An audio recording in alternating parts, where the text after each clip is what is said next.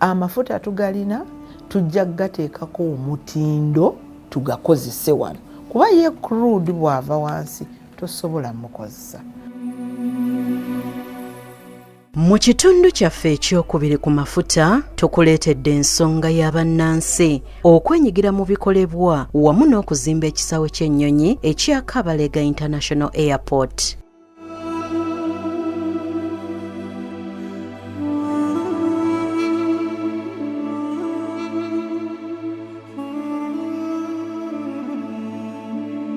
Peter Kenneth Bintu akwanaganya okutondawo emirimu mu kitongole ky'amafuta agamba nti bannansi abasukka emitwalo 10 we twogerera be bafunye emirimu egyekuusa ku pulojekiti y'amafuta nga kino kyesigamizibwa ku kawaayiro akali mu ndagaano z'amafuta akakaka amakampuni agali mu mafuta okuwa emirimu bannansi mu nkola emanyiddwa nga local content era annyonnyola kino bakikoze batya. Ebintu bino ebyamafuta bipya mu Uganda zino ze project zaffe zisoose kati ng'okulaba okufuna mu ng'Abannayuganda tulina okugezaako okuyigira ku kampani ezatusookayo ezakugukedda. Kati mu mateeka kiraga nti kampani ey'Omunnayuganda weba ekola ne kampani eva ebweru mu joint venture agreement, kampani y'Omunnayuganda erina okuba nga erina at least ebitundu 48 ku buli 100 mu eyo joint venture partnership. Naye nga kibeera tusaba kampani eva ebweru kibeere nga kigikakatako okulaba nti etraining abantu aba kampani ya Uganda wano. Kati nga betugenze okulaba nga byetufunyeemu kampani zino ezisobodde okukwatagana zisobodde okukola contract zetwandibadde tutakolako ng'Abannayuganda. Kati nja kuwa example nga gye tulabye ku Kabale Airport. Twalina kampani eya SBI eya Uganda nga eri mu byakuzimba etera kukola nguudo nekwatagana ne kampani kuva e UK eya Colas UK. Kati mu joint venture eyo ne basobola okuba nga bazimba airport runway. Kati mu nkolagana eyo kampani eya Munnayuganda oba osobola okuyigira ku kampani eri eva ebweru osobola okufuna kye tuyita technology. Kampani ezino ez'ebweru ziyina neosobola okuba nga kampani ye ekuguka. Kati kye tuva tugezaako okupromotinga zino joint venture oba okukolera awamu nti woba okoze n'omuntu emyaka 2 oba osobola okuyiga bye mukola mwembi so that gye tugenda mu maaso eyo tulabe nga kampani zaffe ng'Abannayuganda ze zikola mu mafuta okusobola okufunamu obulungi. Naye kino tekiri ku kampani zokka ziva ebweru ne kampani z'Abannayuganda. Naffe ng'Abannayuganda tulina okugezaako okulaba nti tukolera wamu. Kampe example nga ey'abalimi. Wobanga olima letse ennyaanya musobola okwekolamu ekibiina kuba we muba mufunye contract nga yakusupplyinga nnyaanya mu kampu. Buli lunaku omwaka gwonna bajja kuba beetaaga ennyaanya. Naye nga woba muntu kinnoomu kibeera kizibu nnyo okuba nga osobola okusupplyinga ennyaanya zo omwaka mulamba. Naye we mubeera nga mwekozeemu omulimu ne mukwataganira wamu mubeera musobola okuba nga contracts zino muzidelivering. Abantu abamu ng'ettaka lyabwe lyalina okutwalibwa okuyamba project zino okutwalibwa mu maaso. Abasinga balina ennyumba za ttaka naye nga balina akayumba kaabwe maybe kalina ka bedroom kamu. Abo abantu abasinga babakolera kye bakola replacement houses ne babazimbira amayumba oba walina akayumbako nga kaliko ekisenge kimu bakuzimbira ennyumba nga ya bisenge 2 ebisulwamu n'eddiiro n'effumbiro ne kabuyonjo ne sola nga mwali. So value gye bafunye ennene. Naye n'okweyongera ku ekyo nga bw'olaba ebifo bino ebisinga byali bya kyalo nnyo. Naye olwa project zino town zitandise okukula. Abantu abali nga maybe balima just kubeera okufuna mmere ya leero kati balina zi businesses ze basobola okuba nga batunza abantu bano abazze. Abantu bano abajja okukola balina okuba ne we basula. So abamu ku bantu abalina ku kasente bataddewo accommodation room abantu ze basobola okurentinga. So ebifo bino bikula amangu nnyo olw'ekuba amafuta gazze so abantu abo abali kumpi ne projects ate bo bagenda kufuniramu ddala nnyo ne wetugenda ku bintu skilling oba okusomesa abantu bano abali ku project okumpi be basooka okuwa omukisa okusomesebwa n'okutrainingibwa.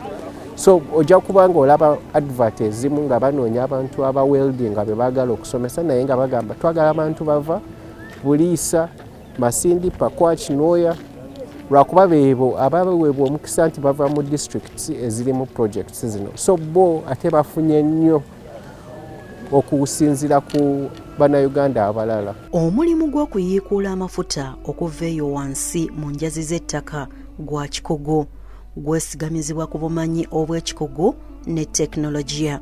Eno ensonga lwaki gavumenti yatwala abaana abayivu ebweru bakuguke mu ngeri ey'enjawulo mu mafuta olwo bwe bamala badde kuno okwaboobwe bakole. Kuno yagattako okutondawo ettendekero erinaabunyisa obukugu buno mu bannansi eriyitibwa Kigomba Petroleum Institute. Kubanga bawelda tulina bangi ku kkubo era emirimu bagisobola, naye tojja kujja nti nze mbadde ndi nakawa ndi mu welding nange nzize, toyina kapapula. Era ebiseera ebisinga gwe beera welda waawo olina obukugu olakinga kapapula. Kyongereko genda mu vocational training kuba olwedde obimanyi kiringa bw'onooyigireko okuvuga emmotoka ti emmotoka ngimanyi bulungi naye tofunanga pamiti n'olyoka ate ogenda okole ki okoleyo kalesoni akakutuusa ku pamiti. Kyekimu kye tuliko wano tugenda kuzimba mudumu. Bawelda tulina bangi tebalina mpapula. Tulina Kigumba vocational esomesa ebintu ebyo ate ebisomesa ku mutindo oguli international.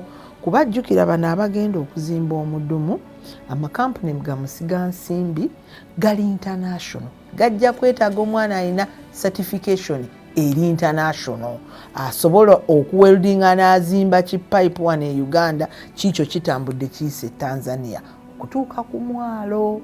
Kiikyo kyofuna Kigumba kubanga bo bakuwa certification ng'ogenzeeyo kakosi kampi nnyo really naddala bw'obanga wabisoma bw'obanga oli nga goli mwana atandika obutandisi era nabo ogendayo basomye oluusi emyezi basomye 3 oluusi basomye emyezi 6 kisinziira obukugu bw'oyagala okuyingiramu naye nga kosi etandikirwako ey'okuyiga metal fabrication, ey'okuyiga welding, ey'okuyiga enfuuyira ebitambudde bityo bizimbe n'obi welding etandikirwako ebeera ya bbanga ttono. Ate kosi ezo obukugu obwo babusomesa Ekigumba babusomesa wategeddwa okubaawo ne vocational training endala naye lwaki nkwesibidde ku y'Ekigumba yo bw'ovaayo oba ofunye international certification tosobola okgenda n'okola ogwa welding e Kenya webaawo tebalina mudumu naye nga balina kye bazimba ekyetaaga gundi eyo kibanga bw'onoofuna international driving permit nze y'engeri yokka gye nnyinza okukisomesa nti kati gwe osobola okuvugira e Kenya e Tanzania wa n'ensi ezitwetoolodde ate gwe ng'oninakawo already obimanyi kati yongerako kapapula kubanga teri ajja kuwa mulimu munnange kusinziira ku njogera.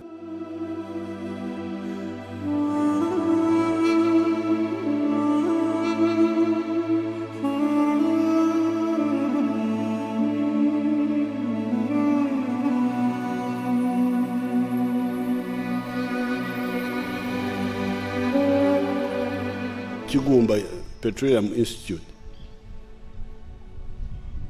The question is,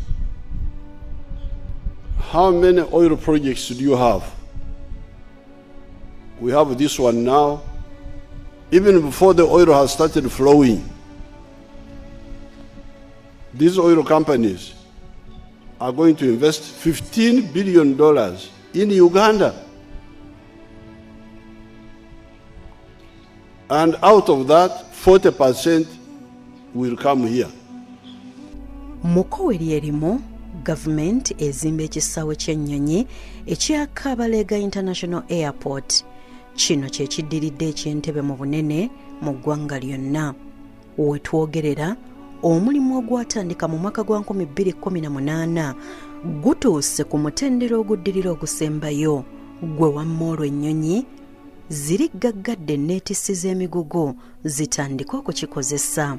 okumanya ng'ekisaawe kino bwaguuga ennyonyi zirogogoma enneetissi 3 ezisinga obunene mu nsi yonna zisobola okukikozesa ku mulundi gwe gumu. This one here has a capacity to host 4 biggest cargo planes. Ekisaawe kino kisobola okugwako ennyonyi enneetissi ziggagadde 4 nga zireese ebikozesebwa ku mulundi gwe gumu. Ebyuma ebizito bijja kuleetebwa ku nnyonyi okuva ebweru era bwe binaatuuka wano olwo nno bisindikibwe bwe binaakozesebwa. Awagwa ennyonyi wawedde ekizimbe kye mulengera kyakubaamu ebizikiza omuliro, ekirala kyakubaako awatuukirwa abantu saako awasooka amataala ga ku kisaawe. Awagwa ennyonyi wawedde omulimu guli ku kaleebereebwe okuggwa. Tukoze omwalo omunene ogutwala amazzi g'enkuba etonnye. Awagwa ennyonyi wabulako kuteekako kkubo ezirambika oluguudo n'okwetoolooza akatimba akatangira okutuuka obutereevu ku runway. Tuli ku bitundu 91 n'obuwuzi 75 ku buli 100 eby'okumaliriza omulimu. You can see it is also ready. We are doing the final touches. The drainage system has been set. There is a very big box culvert down there which will control the water that will be on the runway. The runway itself, you can see it is very ready now to host any flight. We are only remaining with marking and maybe the chainage marking and the rest. But as you can see, the infrastructure is ready. I must say that we are at a percentage of 91.75 general site progress. But if you are to talk about the individual components, like the runway, I may talk of 98 or 99%. Majorly, that is the infrastructure we have. We are supposed to have 20 units for the airport operators. Twalina okuzimba ennyumba 20 ez'abakozi ku kisaawe, naye kino kati kyakukolebwa ku mutendera oguddako, nga muno mulimu control tower awatuula abawa ebiragiro eri abavuga ennyonyi saako kampuni enaawanga ennyonyi amafuta. Naye kino tekijja kutaataaganya mirimu gya kisaawe kubanga bayinginiya batugamba nti basobola okugira nga bakozesa ebyuma ebiri ku kisaawe Entebbe okuwa ebiragiro ennyonyi ne zigwa wano paka nga gavumenti efunye ssente okuzimba control tower wano kubanga ekifo awanaazimbibwa weekiri kitegeke. On the site, the space and the area for it is there ready. It's just a matter of time that the second phase is going to start.